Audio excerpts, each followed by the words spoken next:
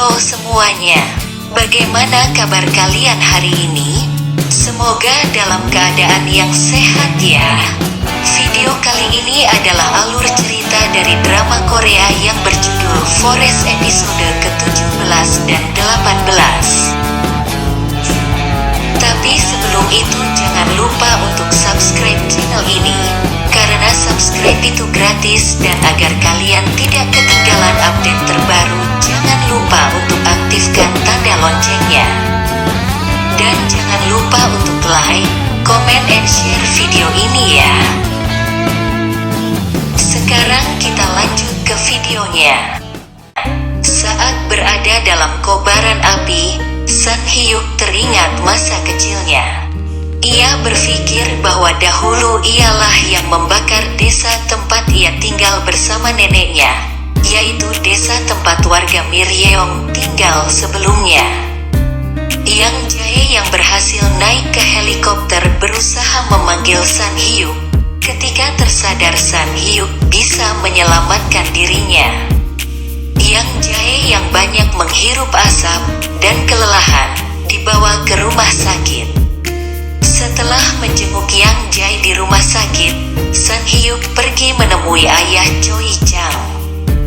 Dalam perjalanan menuju ke perhutanan Miryeong, Sun Hyuk kembali teringat dengan ingatan masa lalunya yang muncul saat ia berada di antara kobaran api.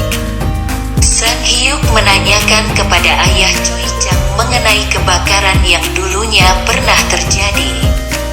Ayah Choi Chang mengatakan bahwa penyebab kebakaran yang dahulu terjadi disebabkan oleh perbuatan seorang anak laki-laki. Karena saat terjadi kebakaran, anak laki-laki tersebut pergi secara diam-diam bersama neneknya. Sun Hyuk kurang percaya dengan jawaban dari ayah Choi Chang, karena menurut Sun Hyuk, itu adalah kejadian 25 tahun yang lalu.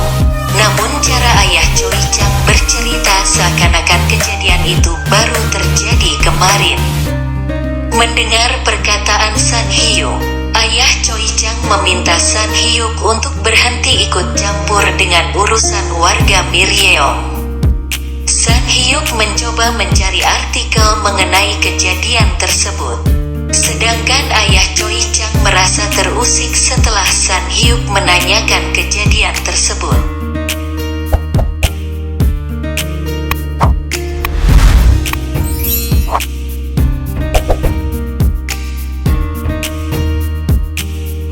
Sun Hyuk masih menunda memberikan surat pengunduran dirinya. Ketua tim mengatakan bahwa mereka akan mengadakan pekerjaan sukarela untuk warga. Sun Hyuk menawarkan diri untuk menjadi orang pertama yang turun menjadi relawan.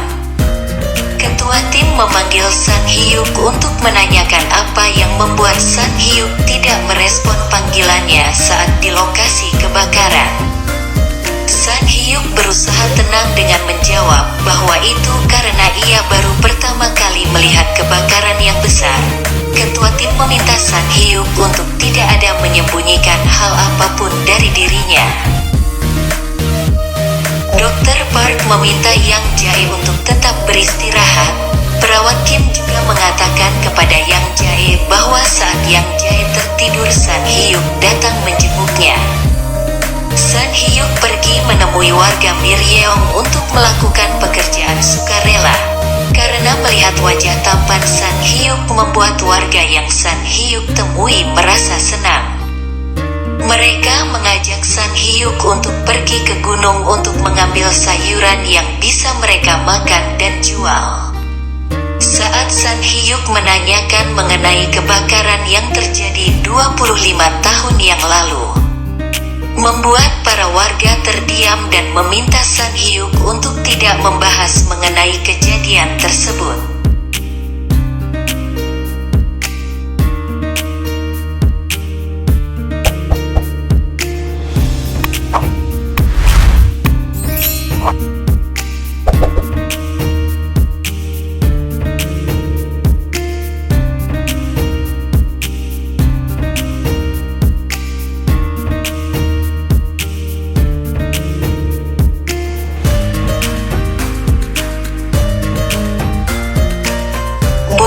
berusaha mencari tahu pemilik mobil yang hampir saja menabrak Choi Chang. Namun ternyata nomor kendaraan tersebut tidak terdaftar. Bomi juga mencari rekaman CCTV yang mengarah ke bagian gunung yang terbakar. Dan ternyata tidak ada satupun kamera yang berhasil merekamnya. Ia pun menuju ke lokasi awal terjadinya kebakaran. Bomi merasa ada hal yang aneh dari kebakaran tersebut. Yang Jae kembali ke hutan Miryeong. Kali ini ia mengambil air Yanak berada di sana. Bomi yang melihatnya menanyakan apa yang Yang Jae lakukan. Namun Yang Jae tidak mau menjawab karena ia ingin mereka berdua untuk bersikap tidak saling kenal. Mereka berdua masih menyimpan dendam di masa lalu. Saat masih sekolah, Yang Jae dan Bomi selalu berbeda pendapat dan membuat mereka bertengkar. Saat Bomi merebut buku catatan milik Yang Jae, tiba-tiba saja buku tersebut terlempar dan jatuh di dekat sebuah lubang. Choi Chang penasaran dengan kartu nama yang ia dapat di kantong jaket Sun Hyuk. Ia mencoba mencari tahu apakah Sun Hyuk memiliki pekerjaan lain. Ia juga mencoba menelpon ke nomor yang tertera di kartu tersebut. Sun Hyuk yang berusaha menanyakan kejadian kebakaran kepada warga Miryeong namun tidak mendapat jawaban apa-apa. Ia mendapat telepon dari sekretarisnya bahwa ada yang menelpon ke handphonenya yang satunya lagi. Saat dicek ternyata itu nomor Choi Chang. Sun Hyuk meminta sekretarisnya yang menjawab telepon tersebut.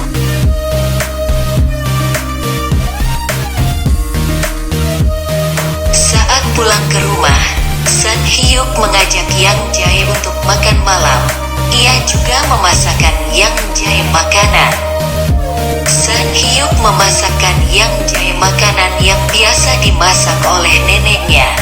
Setelah makan berdua, mereka duduk di halaman rumah. Saat sedang minum, Yang Jae mengatakan kepada Sun Hyuk bahwa dirinya memiliki rasa kepada Sun Hyuk. Sun Hyuk juga menjawab bahwa dirinya juga memiliki rasa kepada Yang Jae. Namun ia akan berhenti memiliki rasa kepada Yang Jae karena tidak ingin fokusnya untuk mencapai tujuan terganggu.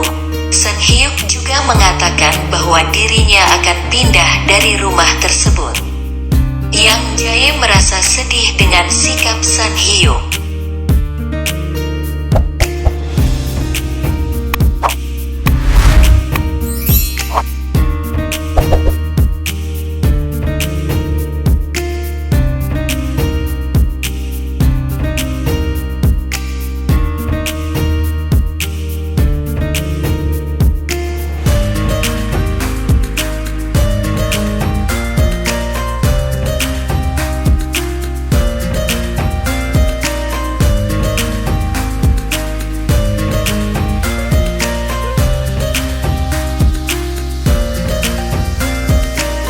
Bomi pergi menemui Choi Chang.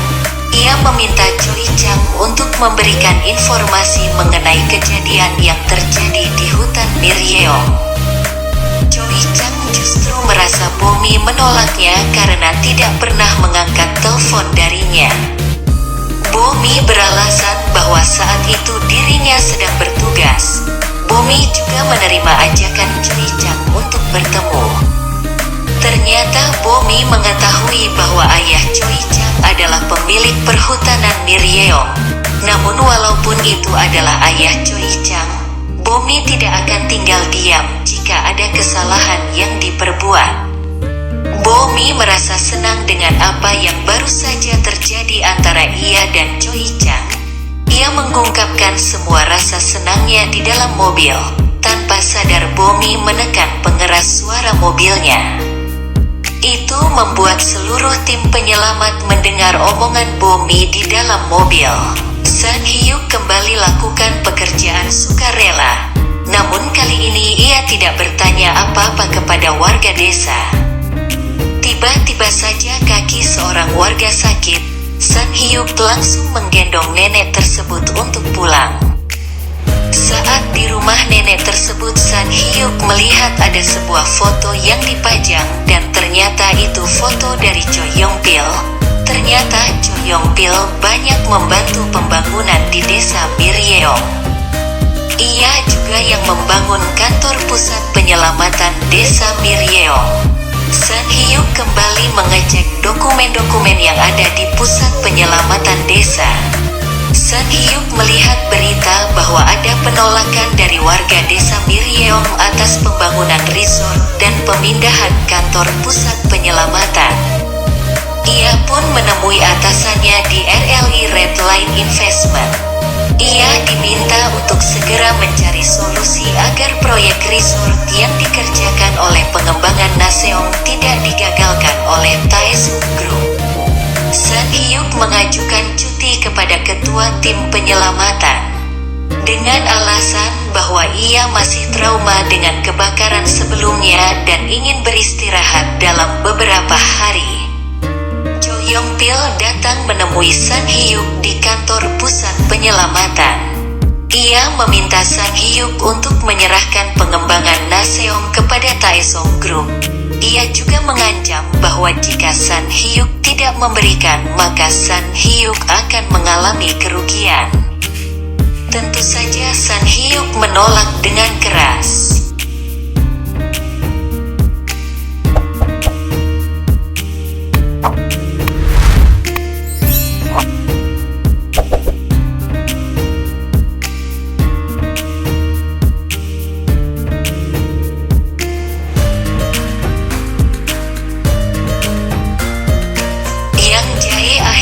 Mendapat hasil tes air. Hasilnya air di Miryeong dalam kondisi normal. San Hyuk akhirnya pergi ke Manila untuk bertemu dengan Ketua Hwan. Ternyata konferensi yang akan dihadiri oleh Yang Jae berada di Manila. Tanpa Yang Jae dan San Hyuk tahu, ternyata mereka berada di satu hotel yang sama. Tanpa sengaja, San Hyuk bertemu dengan Yang Jae.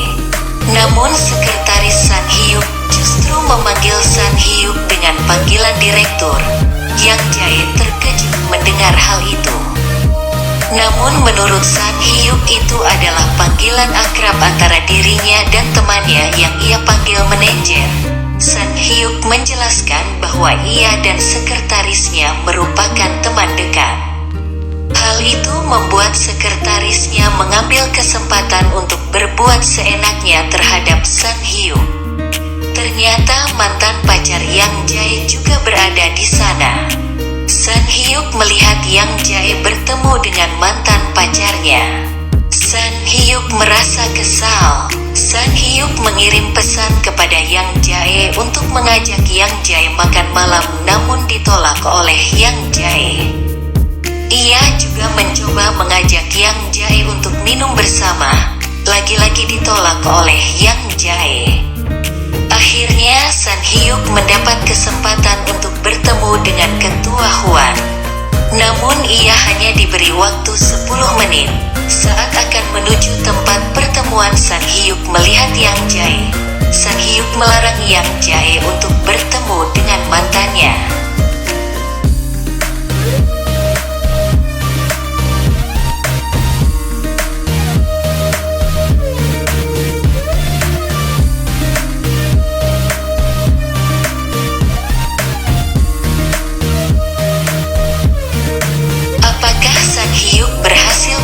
Dengan Ketua Hwan agar mau membantu San Hyuk? Dan apakah San Hyuk berhasil mencegah Yang Jae bertemu dengan mantannya? Sekian video kali ini. Jangan lupa untuk subscribe, like, comment, and share video ini. Mohon maaf jika ada kesalahan. Sampai ketemu di video selanjutnya.